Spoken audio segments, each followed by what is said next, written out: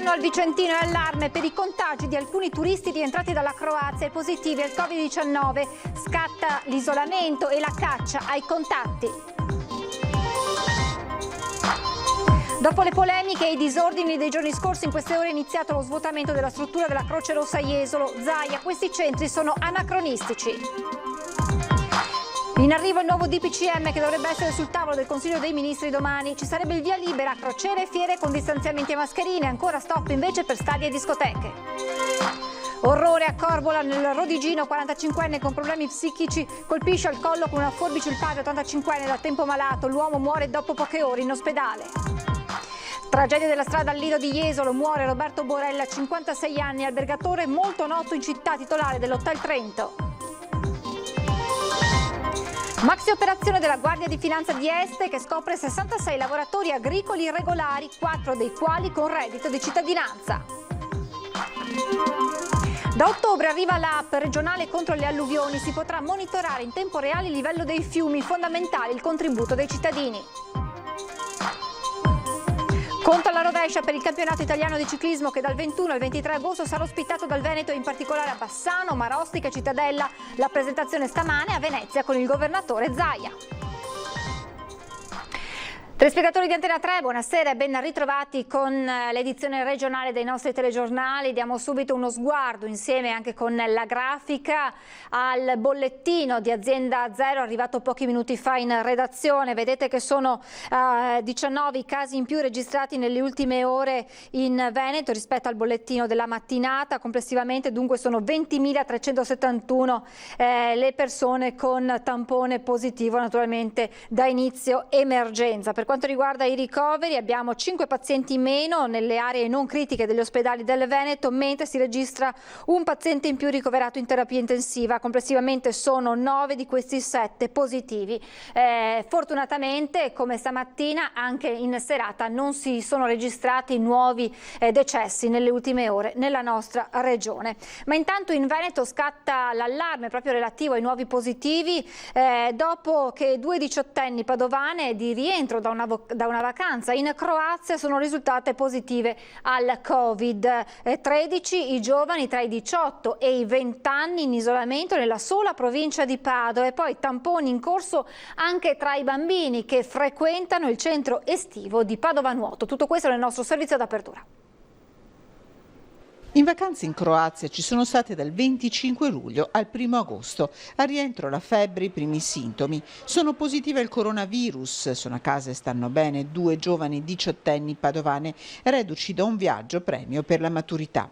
Spiaggia, sole, discoteca, il programma preparato per i partecipanti dall'agenzia, un viaggio tutto in pullman con coetanei provenienti da varie regioni d'Italia. I giovani partecipanti veneti, tutti tra i 18 e i 20 anni, sono in totale 24, 13 padovani, per cui l'ULSS 6, come da protocollo, ha fatto scattare il rodato meccanismo di isolamento domiciliare e verifica dei contatti per esecuzione dei tamponi. Gli altri veneti sono per la maggior parte giovani veronesi. Partita anche l'informazione verso i dipartimenti di prevenzione nelle varie regioni italiane interessate. Positivo in città anche un bambino di 11 anni che frequenta il centro estivo di Padova Nuoto alla Guizza. Anche qui è scattata l'operazione tamponi per 94 persone, tra ragazzi, bambini e operatori coinvolti. Intanto il Comune di Padova, in collaborazione con l'Università, ha dato il via a una campagna di test sierologici tra i dipendenti municipali. I test, su base volontaria, si svolgeranno nelle prime settimane di settembre. E proprio di fronte a questi casi di positività di rientro dalle vacanze, dall'ULSS 8 l'appello a seguire le raccomandazioni anti-Covid. Covid-19 e attenzione al rientro dalle vacanze, soprattutto se si scelgono alcune mete. Oltre ai paesi dell'Est Europa, ora la preoccupazione è per la Croazia. Oltre al caso dei 5 giovani bassanesi con le famiglie ora in quarantena, anche a Vicenza si registrano 2 casi positivi e sempre dopo la vacanza in Croazia. Non sono ricoverati, però sono stati identificati dal servizio di igiene pubblica come positivi al rientro dalle vacanze in Croazia. A questi si aggiunge un giovane rientrato dalla Spagna dopo alcuni giorni del suo ritorno, ha cominciato ad accusare i sintomi. Le frontiere non sono chiuse, ma è importante seguire le raccomandazioni. Raccomanderei sicuramente per chi decide di andare in vacanza in questi luoghi particolare attenzione, l'uso della mascherina, il distanziamento sociale, lavarsi le mani frequentemente, perché sono zone in cui è probabile che il virus circoli più frequentemente che non in Italia. Intanto all'ospedale San Bortolo di Vicenza la situazione rimane stazionaria con 3 persone ricoverate in terapia intensiva e 3 a malattie infettive, mentre si lavora sulle nuove disposizioni ai pediatri di libera scelta per il rientro a scuola. Abbiamo messo a disposizione 2 ambulatori, uno ad Arzignano, uno a Vicenza, per l'effettuazione dei tamponi. Adesso vediamo un pochino come va in un momento un po' tranquillo, proprio in vista dell'inizio delle scuole.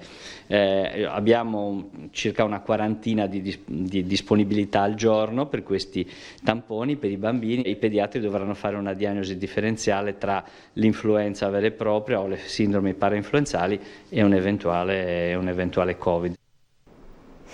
Intanto, dopo le polemiche e i disordini dei giorni scorsi, in queste ore è iniziato pian piano lo svuotamento della struttura della Croce Rossa a Jesolo e il governatore Zaia dice che questi centri sono anacronistici. Sono iniziate nelle scorse ore le operazioni di svuotamento della Croce Rossa a Jesolo. I richiedenti asilo presenti nella struttura sono stati spostati a bordo di pulmini e ora verranno ricollocati in altri centri d'accoglienza. Resta ancora da capire se sempre in provincia di Venezia o se verranno distribuiti nella regione. Qui a Jesolo invece rimarranno una dozzina di migranti risultati positivi al Covid in attesa del tampone negativo. Ad un'altra decina di richiedenti asilo invece verrà revocata la misura dell'assistenza per il loro comportamento non rispettoso delle regole. Nei giorni scorsi la struttura di Via Levantina era diventato lo scenario di scontri e proteste dei richiedenti asilo, una situazione che aveva portato il sindaco Zoggia a chiedere il commissariamento della struttura che i sopralluoghi di ULSS e prefettura avrebbero ritenuto non idonea a garantire la sicurezza sanitaria. Una sessantina i migranti ai quali bisognerà trovare ora una nuova collocazione. I riflettori dunque continuano a rimanere puntati su queste realtà pronte ad esplodere da un momento all'altro. Queste strutture ormai sono anacronistiche, fuori dalla storia e lo sono ancora di più da un punto di vista sanitario perché per antonomasia un'aggregazione del genere non è in linea con le norme anti-Covid. E sullo svuotamento della Croce Rossa a Jesolo interviene anche Paolo Benvenu, candidato governatore del Veneto con Solidarietà Ambiente Lavoro. È necessario, dice Benvenu, dare una risposta civile, rispettosa dei diritti e del diritto ai richiedenti asilo. Nella struttura jesolana, continua, i richiedenti asilo hanno subito, come tutti, le restrizioni necessarie durante il periodo della chiusura. I casi di Covid si sono manifestati dopo la riapertura e la ripresa dei contatti con l'esterno e del lavoro, spesso in nero, sottopagato in condizioni di scarsa sicurezza. La decisione di smettere l'attività di accoglienza deve essere accompagnata, continua ancora Benvenu, da una ricollocazione degli ex ospiti che, oltre ad essere dignitosa, tenga conto del già avvenuto inserimento di molti di loro nel tessuto sociale ed economico del territorio. E da oggi sono online e quindi consultabili da tutti gli atti del Comitato Tecnico Scientifico fino ad oggi secretati e che il governo ha deciso di appunto desecretare, quindi di rendere pubblici atti che ripercorrono l'emergenza Covid. Le regioni Emilia-Romagna, Lombardia e Veneto presentano una situazione epidemiologica complessa, attesa alla circolazione del virus, tale da richiedere la prosecuzione di tutte le misure di contenimento già adottate, opportunamente riviste. Questo è un estratto di quanto scritto dal Comitato Tecnico Scientifico nelle 200 pagine degli atti finora secretati e adesso resi pubblici. Era il 28 febbraio, esattamente 7 giorni dopo il primo caso di Codogno e i 2 di Vo. Il CTS allora suggeriva al governo una serie di misure più restrittive per le 3 regioni. 10 giorni dopo il governo adotterà la misura del lockdown per Lombardia e altre 14 province di Emilia-Romagna, Veneto e Piemonte. 5 verbali che ripercorrono la storia dell'emergenza nel nostro paese attraverso le analisi degli esperti del comitato che hanno indirizzato poi le decisioni del governo. Dopo le pressioni arrivate da più parti, la Presidenza del Consiglio dei Ministri ha deciso di desecretare i documenti. Decisioni di questa levatura e di questo impatto pubblico devono avere la possibilità di essere conosciute da parte di tutti.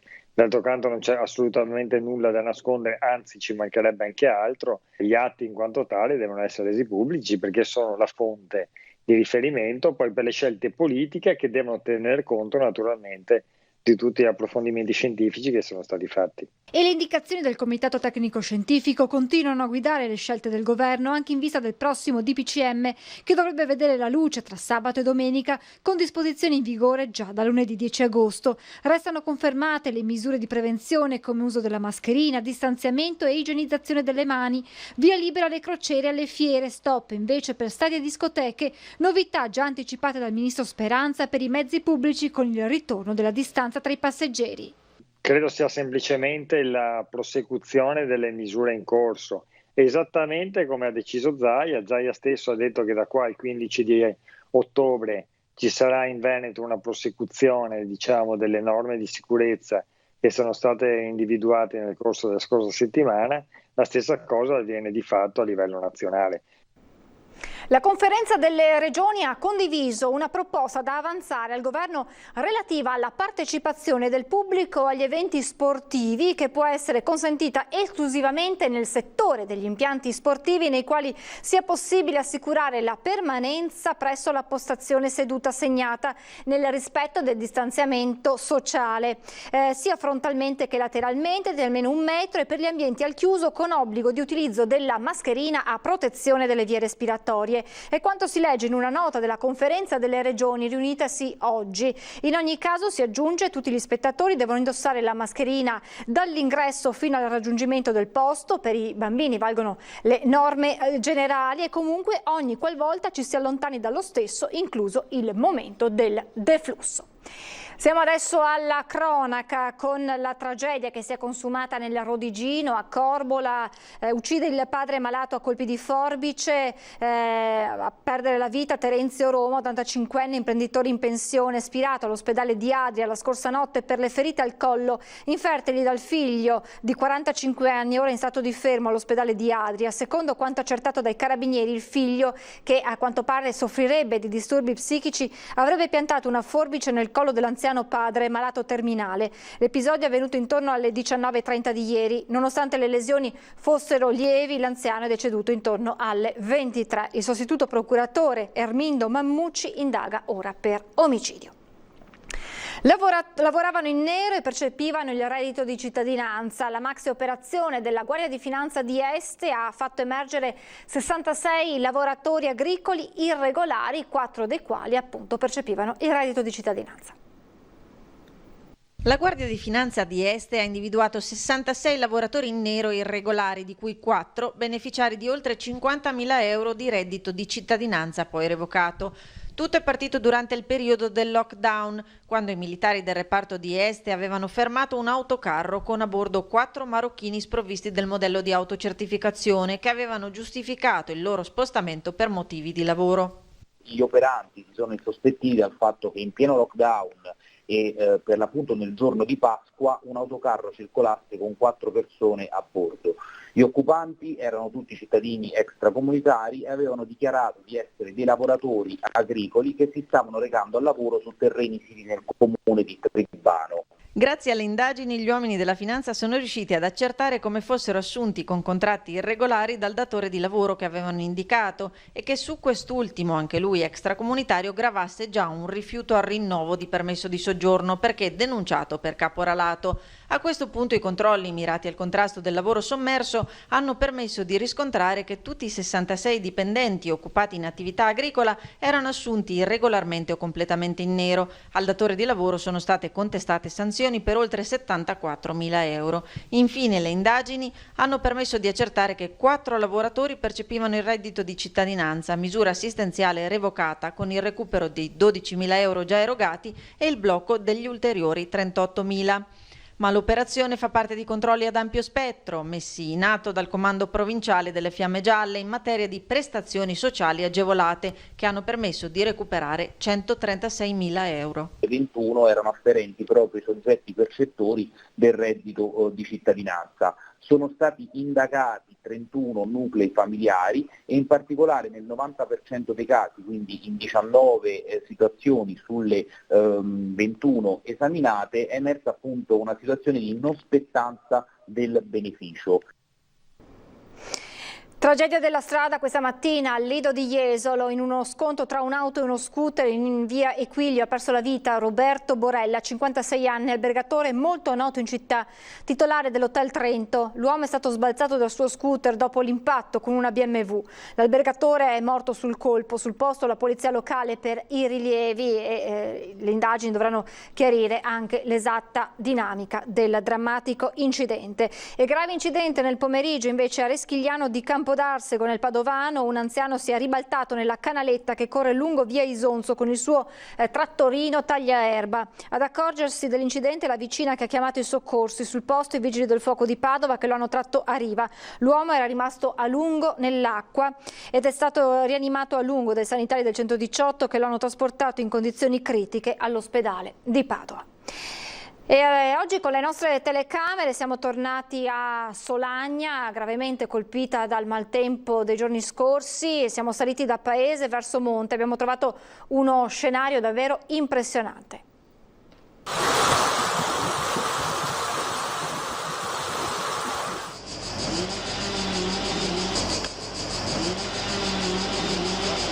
Questo è uno scenario apocalittico. Ma cosa c'era qua? Adesso vediamo pietre. Qua c'era la valle che scendeva e il fiume ha portato giù, il torrente, l'acqua ha portato giù, vedete, massi, macigni, e questa è la situazione. È uno scenario impressionante, quello che ci troviamo davanti risalendo per via Collalto a Solagna. L'acqua ha trascinato verso valle una quantità enorme di massi che sono finiti contro queste case. Quasi svenuto, ti dico la verità, guarda, perché la tensione portata sui bambini da 4-5 anni, quando sono arrivato su,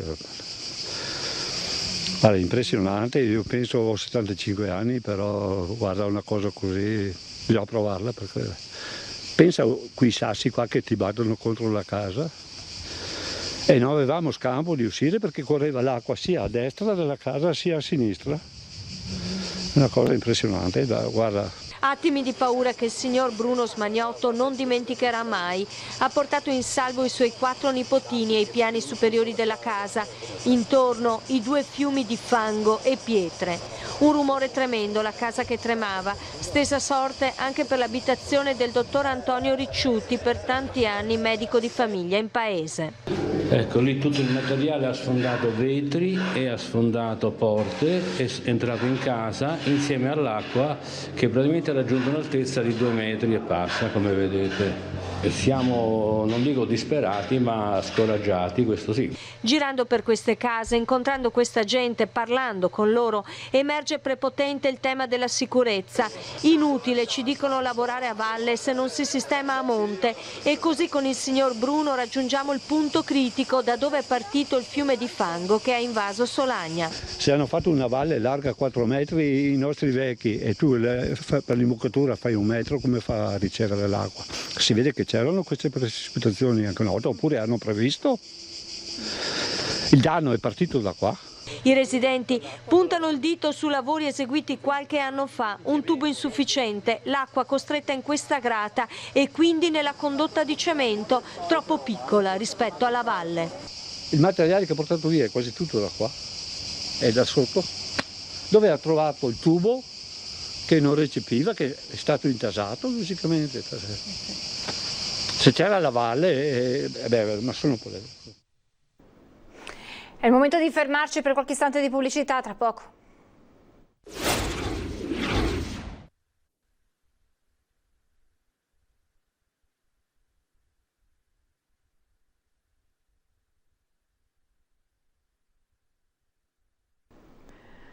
Rieccoci in diretta, ci siamo lasciati con le immagini della devastazione provocata dal maltempo a Solagna. Ebbene, arriva un'app a tutela del territorio veneto dalle esondazioni e dalle alluvioni, con il cittadino che diventa sentinella attiva. Solo la punta di un progetto con l'Europa che guarda al Veneto come modello di riferimento, così l'assessore regionale Bottacin.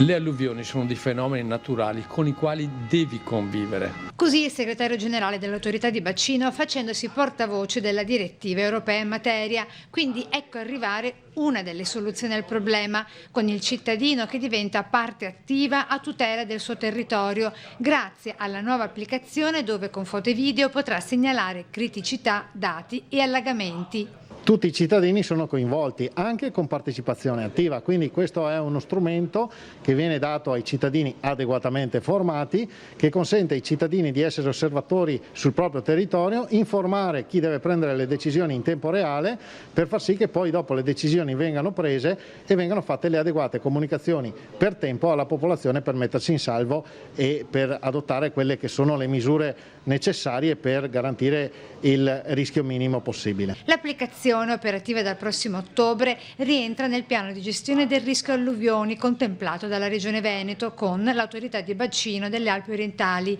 e che vede coinvolti ben 100 comuni veneti con altrettante scuole primarie, 100 secondarie di primo grado, 50 di secondo grado e i 3 atenei universitari di Venezia, Padova e Vicenza, con oltre un totale di 1,5 milioni di abitanti, e dopo le alluvioni degli ultimi giorni proseguono i lavori della regione. In modo particolare nel Bassanese, di fronte a un nubifragio particolarmente rilevante che, me l'ha detto una persona centenaria che non aveva mai visto una cosa del genere, è evidente che anche lì a protezione delle abitazioni vengono poste barriere paramassi, briglie, insomma drenaggi, tutto quello che serve per evitare il rischio. Tutta la zona che va dall'Isonzo all'Adige, dove noi lavoriamo, è una zona che ha, diciamo, di corsi d'acqua estremamente impulsivi, quindi tu devi prevenire, tu devi prepararti. Il ministro delle infrastrutture Paola De Micheli ha nominato Pino Musolino commissario straordinario dell'autorità di sistema portuale del mare Adriatico settentrionale per assicurare la regolare prosecuzione dell'attività dell'ente. Voltiamo pagina, conto alla rovescia per il campionato italiano di ciclismo che dal 21 al 23 agosto sarà ospitato dal Veneto, in particolare a Bassano, Marostica e Cittadella. Oggi la presentazione in regione a Venezia. È un grande evento, uno dei grandi eventi di quest'anno che verranno ricordati nei libri di storia. Il campionato italiano di ciclismo compie 120 edizioni e quest'anno spegnerà le candeline in Veneto. Un grande evento sportivo cui dal 21 al 23 agosto faranno da cornice tra le province di Vicenza e Padova le città murate di Bassano del Grappa, Marostica e Cittadella, con un passaggio anche nel Trevigiano, a Castelfranco ed Asolo. Il percorso come sarà? Il percorso è un percorso spettacolare che è adatto a tutti quanti i corridori. Un po' l'idea che abbiamo avuto è quella di dare la possibilità a velocisti, scalatori, corridori completi di potersi giocare questa maglia tricolore. Quindi una salita nella carta facile e non troppo lunga, messa da ripetere più volte in una tempistica così breve, a mettere dentro la difficoltà del muro dell'attesa. In un finale fare una corsa di 250 km sicuramente renderà la corsa per corridori veri. Con attorno diverse iniziative correlate, il campionato italiano di ciclismo in Veneto si dividerà in 2 giornate. Il 21 agosto la gara a cronometro, il 23 la gara in linea. Non mancheranno i nomi famosi. Partendo da Elia Viviani, che appunto Veneto è stato campione italiano qualche anno fa, attualmente è il campione europeo in carica. Poi passiamo a Davide Formulo, anche lui appunto il campione italiano in carica, oltretutto anche lui veronese come Elia Viviani, e non dimentichiamo appunto Vincenzo Nibali, corridori come Bettiol che hanno vinto il Giro di Fiandre, che poi comunque trovano nel percorso del campionato italiano forse il loro palcoscenico ideale. Il ciclismo in Veneto è di casa, genera un indotto superiore ai 2 miliardi di euro per la presenza delle principali aziende del settore e grazie al cicloturismo, offrendo una rete di percorsi ed itinerari ciclabili di oltre 1600 chilometri. Il 17% dei ciclisti italiani sono veneti e questo significa che c'è una partecipazione al ciclismo, al mondo del ciclismo e non solo alla parte atletica e agonistica, che è molto superiore a quello che è il valore medio della nostra regione. Il campione europeo in carica Elia Viviani di Verona e il campione italiano in carica Davide Formulo è anche lui di Verona, per cui come dire c'è tanto Veneto in tutte le rappresentative nazionali che portano la maglia azzurra per il mondo. Siamo in chiusura, previsioni del tempo, grazie per averci seguito e buona serata.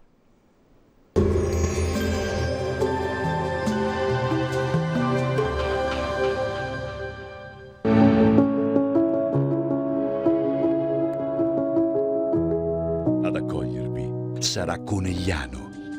Benvenuti al meteo. In Veneto il cielo sarà in prevalenza sereno o poco nuvoloso. In montagna sono previste precipitazioni anche se di modesta intensità. Temperature minime tra i 17 e i 24 gradi, massime tra i 28 e i 33 gradi. In Friuli Venezia Giulia tempo stabile assolato un po' ovunque, cieli in prevalenza sereni o poco nuvolosi per l'intera giornata. Temperature minime tra i 20 e i 23 gradi, massime tra i 32 e i 33 gradi. In Trentino Alto Adige cieli in prevalenza sereni o poco nuvolosi per l'intera giornata, salvo la presenza di qualche addensamento serale. Su Prealpi e Alpi nuvolosità in aumento a partire dal pomeriggio. Temperature minime sui 19 gradi, massime tra i 31 e i 33 gradi. Arrivederci al prossimo aggiornamento.